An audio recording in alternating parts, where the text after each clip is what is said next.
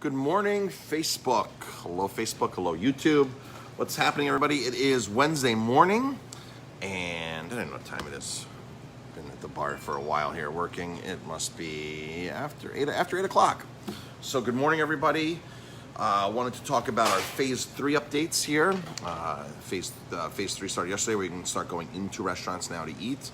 We're going to talk about that. I am going to talk about one of our goals that we've been working towards. I'm going to talk to you about that as well, and some cool things that are happening here.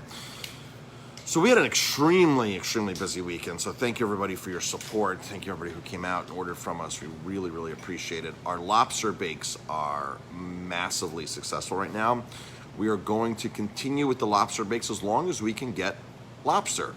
So that's the story with that. So I'm not sure how we're going to streamline this, because we're not taking reservations right now until the day of, because we're not sure what the weather's like. So we don't want to overload reservations and then you get here and all of a sudden we don't have any seats for you. We have a tent out back. We can put a few tables under there. We have other smaller tents that you could sit under, but not if it's thunderstorming and downpouring. It's not the same as being inside, obviously, even though you're under a tent. So we'll wait till the day of if you want to make reservations. We've already had what, Jamie? How many lobster bakes? We've already had like 20, 30 calls for this weekend for lobster bakes already. With the amount of storage we have and the cooking capabilities, we can only really pull off 150 lobster bakes. I just don't have the storage to store that many lobsters and that many clams and things like that. So I'm assuming that we're going to start running out. I mean, we doubled what we sold the week before in lobster bakes easily. I know it was Father's Day weekend, but the lobster bake is the talk of the town right now. It's $25. It's a lobster, clams, potatoes, and corn. Jamie and I are going to be able to hopefully add, if you want to do add-ons like add shrimp, add more clams, add chorizo sausage. We're working towards that as an option, so that's exciting. So stay tuned for that. I'm not sure we get that launch this weekend, or we'll add crayfish in or something like that. We'd love to do our crayfish boil too. Our crayfish boil that we do is massively successful. So we'll try to do something like that as well. I got the smoker updated last week and got 2 new high-powered burners on the smoker. So if you were here on Father's Day, you saw me cooking on the smoker because we had this all-new firepower on the smoker. The smoker is wood-fired, and we smoke our meats by wood, but then we have 2 gas burners on the front, and I just got 210,000 BTU burners on the front there. So it can really bring water to a boil quickly and cook things, which is great because I needed every burner I could use on Sunday doing all the lobster bakes. So that really helped out. That helped us a lot with productivity, getting that update on there. So call a day out for your lobster bake. I've already called and ordered the lobsters from our distributor, and so hopefully we'll be able to get those this week. Jamie and I have been toying around with the idea of maybe closing Tuesdays. We're not quite sure yet. So it'll be closed Tuesday, Wednesdays. We're not quite sure that our website will reflect everything. Tuesdays is our next slowest day, and Jamie and I have just worked an insane amount since this all started. And if not many of you know, but I also run a camp in the summertime, a horseback riding camp. And I've been doing that for 17 years. I've been doing that, and it requires almost 7 days a week. Every other week there's checkout, and there's not much going on there, but it requires me to be there, make sure that the food is getting prepared. And I was hired, we were brought on back in 2005 to do this because the camp wanted organic food, healthy food, the same kind of food we were serving here. So I oversee the kitchen. I don't have to work that hard there physically, but I have to be there and make sure things are ordered and make sure things are going out correctly and make sure that the standards are being upheld. This is the first year we're not doing that since we opened, and Jamie and I are thinking of just taking 2 full straight days off and sort of have a summer. So that's what we're thinking about. Not sure what our plans are, but we will keep you updated on that. We're going to talk to the staff first, and we have talked to some of the staff members right now and said, hey, if you guys want to stay open Tuesdays, it's all on you. We won't be here. We won't, which there's a lot of times we're not here because we travel and things like that. And I go on speaking engagements, and we're always in the city at wine tastings. But that was all last year kind of stuff. So this year, of course, things have changed drastically, obviously. And one of the things we're noticing right now at the restaurant is that because we're extremely busy, we just can't get food out quick enough sometimes. So that's a challenge right now. So we're revamping again, trying to figure out ways to execute food quicker, but keep the quality the same. And it's always a challenge when you're in a restaurant, because it's a lot of restaurants or catering halls, they don't mind making food ahead of time and letting it sit on plates. In fact, I was told by the really fine, really amazing country club in Pittsburgh, really high-end country club. The chef had worked at one of the places I had worked at, and they had literally, the shortcuts they were taking to get food out was mind-boggling. This was a story I heard back in the 90s.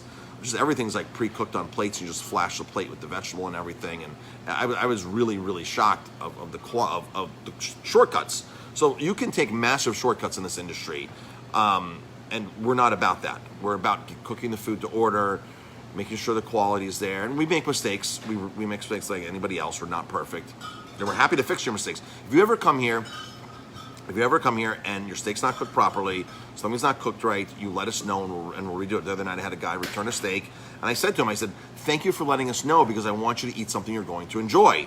And he appreciated that line, because you go to a lot of restaurants, you're afraid to say something. You should not be afraid to say something at a restaurant. And the other day, somebody ordered a porterhouse steak. It's a $40 steak on our menu. And he cut the edge of it, and when you cook a steak, the outsides get cooked more than the insides.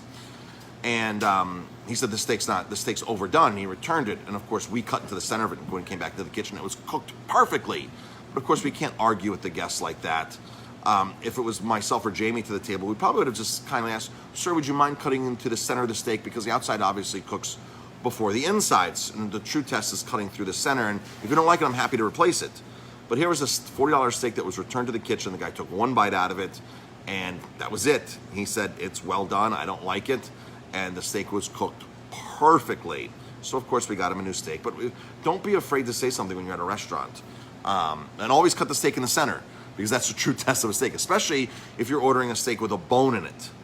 Because with the bone in it, the reason why people like to keep a bone in certain steaks and in chicken is because it locks in the juiciness, the tenderness, the moistness.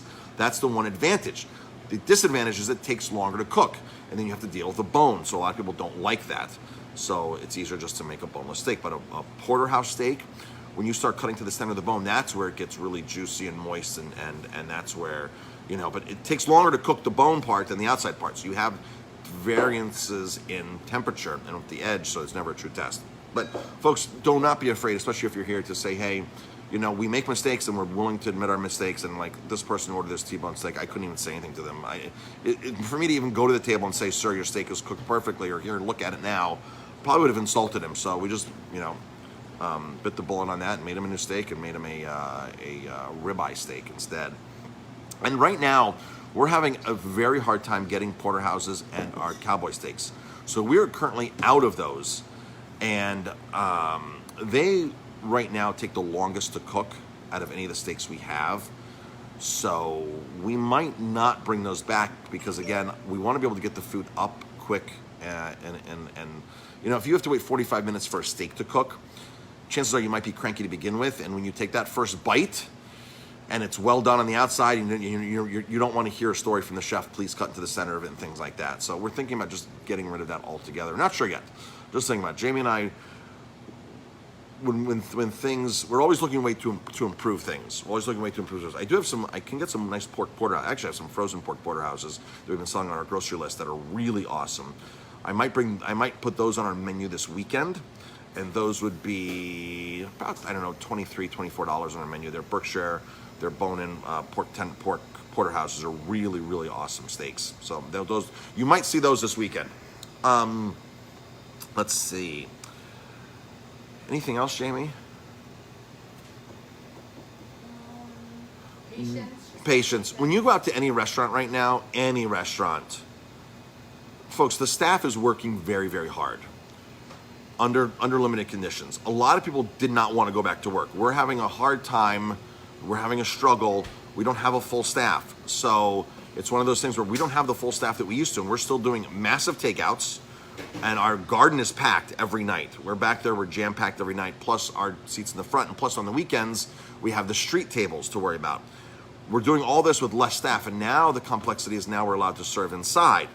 So with the same amount of people still want to eat, and right now more people want to go out and eat than ever because you haven't been out to eat. So because you haven't been out to eat, you want to really go out to eat. So just be patient with restaurants. Jamie and I, we actually refunded somebody's money 2 weeks ago and said, sorry, we just, it's not worth it. You're here cranky. And they came in, and the husband was waiting for the food, and it took 20 minutes longer, but if you were in the kitchen seeing what was going on, you'd be like, oh my gosh, this is like a zoo right now. All the food that has to get out of the kitchen and what we're doing.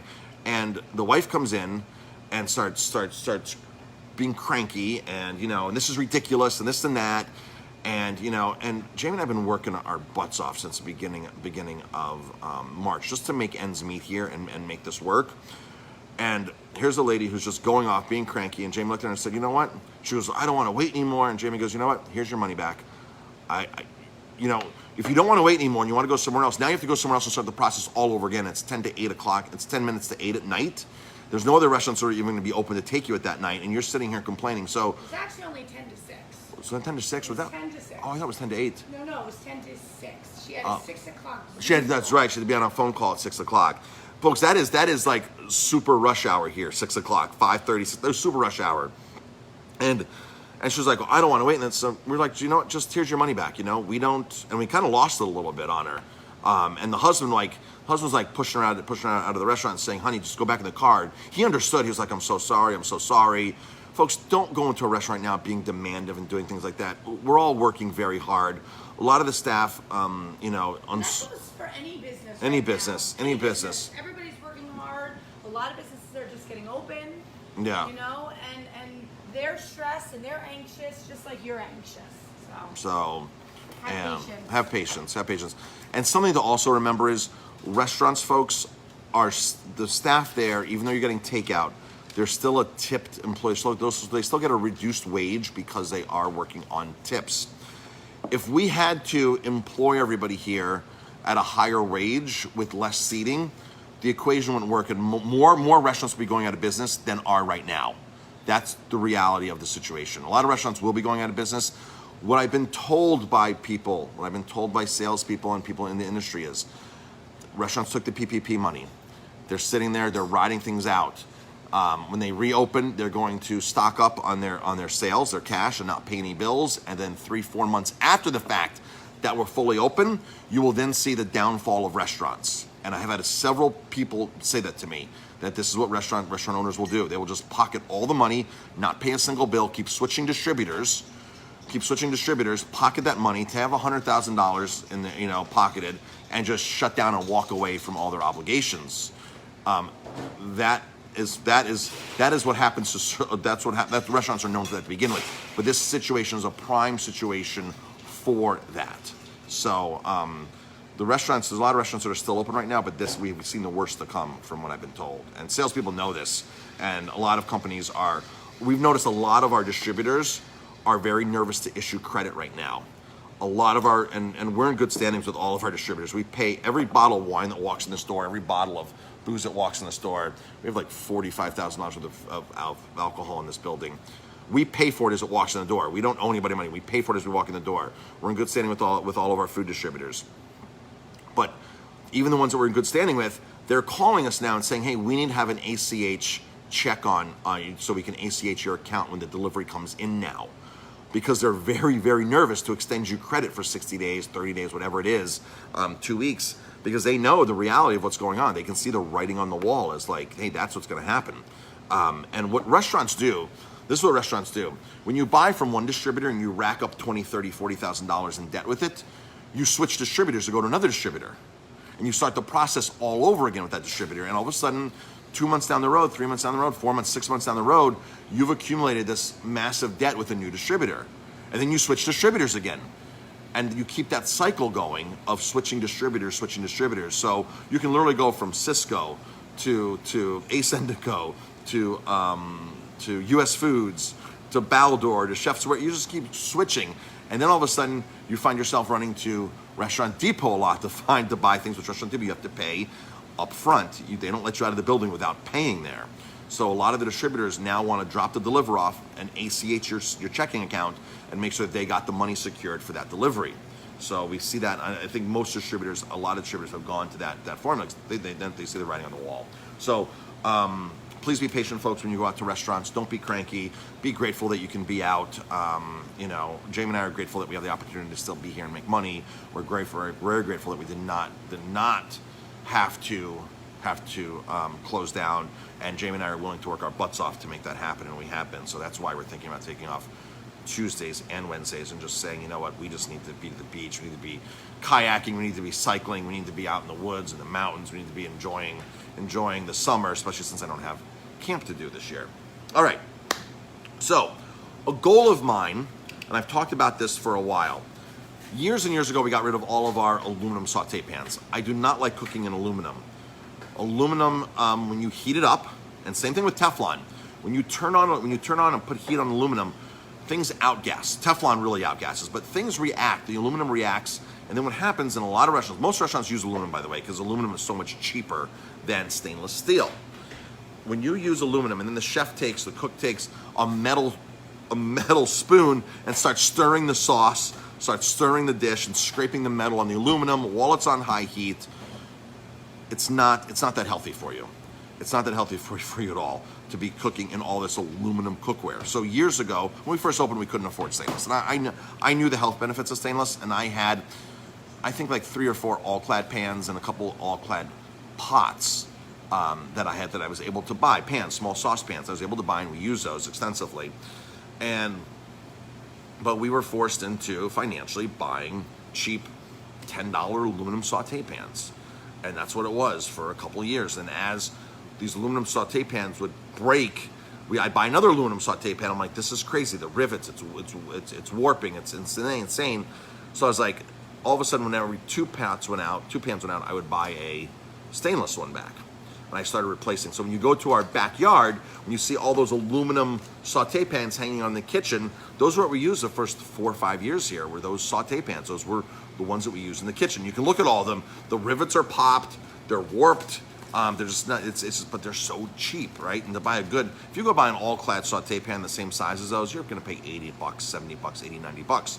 But you will own that all-clad pan for the rest of your life. Even in a commercial kitchen like this, an all-clad pan, what we've used I've had some all-clad pans that were used before I got them. They were 10 years old. Now they're 20 years old, 30 years old, and we're still using these all-clad pans. Folks, when you pay for quality, you pay for what you get, all right? So all-clad does not make the super big stuff. They do more home, and they do the restaurant stuff, but their stuff is expensive and it's great. You don't need to buy all-clad if you want to buy stainless. There are some other stainless options throughout the line that are going to be double, triple, not 6, 7, 8 times, 10 times of what aluminum is. So I actually took a friend to Restaurant Depot several months back. We were hanging out and we popped in the Restaurant Depot. He wanted to see it, and he was like, I want this saute pan. And I said, it's aluminum. He goes, you're right, that's aluminum. He goes, never mind, I don't want. He just need that reminder. So one of our goals is we have a massive stainless steel pot that we can cook like, I don't know, a whole case of corn in. It's a big one. We have the big stainless steel rondeaus that I bought like 5 years ago. These are the flatter pots that are really wide. We have those. We have smaller sauce pots that are 16 quart, 12, 16 quart. So we have those. Last week I pulled the trigger. Because we did have about 4 5-gallon size-ish aluminum pots still, and we use those last resort to like cook pasta, things like that, where we feel there's no reaction. I would never put tomatoes in there. I'd never put cream in there. I'd never put wine in there. I'd never put any kind of acid in those pots. But to cook potatoes and cook pasta, just water, we've been doing that, and that's what and this is the weakest. That was the weak link of our pots and pans. Well, last week I pulled the trigger, and I ordered like 5 new big stainless steel pots. So we've converted over officially to all stainless steel in our kitchen to cook with. So it's super exciting. This right here is a, let's see, I don't know what size this is, but I got 2 in and 2 more on their way. And you can see how big this is. This is probably 20 quart, I think. 20 quart, this might be 5 gallons. This might be full 5 gallons or maybe 4 gallons. So, but I have an 8-gallon one coming. I have a 10-gallon one coming. They all come with lids. They're stainless steel. Really cool. high quality. So super excited about these, and so now that's the story with that. That was really exciting. So, all right. One last thing, IPA packs, the Bail Me Out IPA packs. These are super popular. We just bought more beer this week. You came in yesterday with more coming in on Friday. These IPA packs are flying out of here. We're mixing and matching them. We have Equilibrium coming. Equilibrium's coming. We have a couple more of these packs to go. And then on to Equilibrium. We have 2 rounds of Equilibrium. We have more Heady Topper. We have some other really cool stuff. This 6-pack, which 4-pack only has a couple left. KCBC, Kings County Brewing Company. They were just, I just found out that they're one of the most awarded breweries in the country. They're in the top 6 of getting medals, getting awards, things like that. So when you hear that this beer has this gold medal, this silver medal, Kings County Brewing, top 6 of medal breweries in the country. This Minneapolis beer is amazing, and hopefully the brewery's intact in Minneapolis. This brewery is amazing. Weird and Gilly and Ninja versus Unicorn versus Haze. That was a good beer. I tried that the other day. This was amazing. That was like amazing. So Father's Day, treated myself, and we had a couple of friends here. Treated myself to a Heady Topper, and some we all shared. Not out of the same can, but we poured in glasses and shared. So I treated myself on Father's Day to that. Let's see. That is it for now. I have to do a little work in the kitchen, get ahead on a couple things. It is Wednesday. We are closed tonight. Wednesday's our day closed. Oh, something else I did on the menu.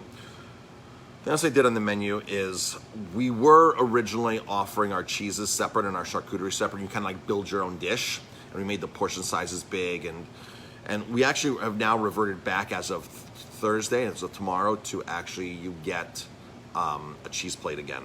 So bigger portion than before, a couple of dollars more than before, but a much bigger portion than before. So one of our main goals here is to really keep adding value and making this work. That's why these are $19.99, but we sell a ton of them, so we make it up in volume. We have Sloop Juice Bomb on draft for $5, $6 a pint. I forgot what it is, but it's some ridiculous price, and we are going through a lot of Sloop Juice Bomb right now, a lot of Sloop Juice Bomb. People keep coming in and asking for it, and it's such a bargain at $5 or $6, whatever it is. I have to look it up. I priced so many things I can't remember. So the charcuterie now comes prosciutto, imported prosciutto. We can't call it Parma. It's not labeled Parma, because what happens is prosciutto, when it leaves Italy, it has to be in its whole form. As soon as you start slicing prosciutto di Parma, it loses its certification. So you can take prosciutto di Parma and slice it, pack it, and sell it. You cannot sell it as Parma anymore, prosciutto from Parma, because it loses its certification status. One of their, like I was talking in the beginning, if you're in the beginning of this, was taking shortcuts in the kitchen. That's taking a shortcut, and they don't like that because it doesn't protect, with the quality they feel. So if you ever, it's impossible to go in and retail buy or food service buy sliced prosciutto di Parma. It's just prosciutto. It's declassified. So I put our cheese, our charcuterie plate is there with Reggiano cheese, and I put our cheese plate together. 3 awesome cheeses, really awesome cheeses. So that's exciting. One of our big things that's selling right now selling a lot, is our vegan charcuterie plate. So we take vegan mozzarella from Mykonos, the vegan cheese company. We take their vegan mozzarella. We take the vegan prosciutto, an Italian-made product, by the way. Vegan prosciutto. It does have gluten in it, so it's not gluten-free. Vegan prosciutto, vegan mozzarella, roasted tomatoes, balsamic. This dish is like flying out of here. It is amazing. And we're selling almost as much as that as we are our regular buffalo mozzarella. So that's really exciting. Something that's not selling right now that we're a little disappointed in is our Caesar salad. We have an amazing Caesar salad that is vegan. We can make it non-vegan as well. That's easy to do. We just add some Reggiano to it instead of the Daya Parmesan. That is just, it's not selling as much as I'd like it to be selling. But we're going to give it some time on that because it's a great plant-based vegan option. We had somebody call last week who was vegan 2 weeks ago and say, I ordered your Caesar salad tonight, and you gave me a real Caesar salad. She's vegan. I said, no, we don't have a real Caesar salad. It's a vegan option. She goes, no, this is like, I'm like explaining to her what was interesting. Oh my gosh, this tricked me. She goes, this Caesar salad is amazing. I will be back for more of your vegan Caesar salad. So the Caesar salad is on point. It's good. I don't know if people are just people just aren't used to us having it yet. So that's the issue with that. So we'll see. We'll keep riding it out because I made a lot of croutons and I have the dressing. So that's the story with that. And that's it. I'm going on a bike ride today, getting out, or maybe Jamie and I might go on a hike. I'm not sure. We talked about that. And folks, have an amazing day. Thank you everybody for tuning in. Hi Cindy, hi Susan, Patrick's on, Jason, Thomas, hello everybody, Barb, Linda, a lot of people on or were on. I appreciate it. So if you're watching this live, just drop a comment, #live. If it was on the replay, #replay. So thank you everybody for tuning in, and don't forget Jamie, 4 o'clock today, her happy hour live. She's already got her cocktail picked out today. She already knows what she's doing. So check that out later, and hopefully see you soon. Don't forget our lobster bakes. Call the morning of. $25. Call the morning of, and the weekends we do them. Fridays, Saturdays, and Sundays, I stand out on the street and cook them, and it's super, super, super, super popular. All right, folks, talk to you later. Have a great one.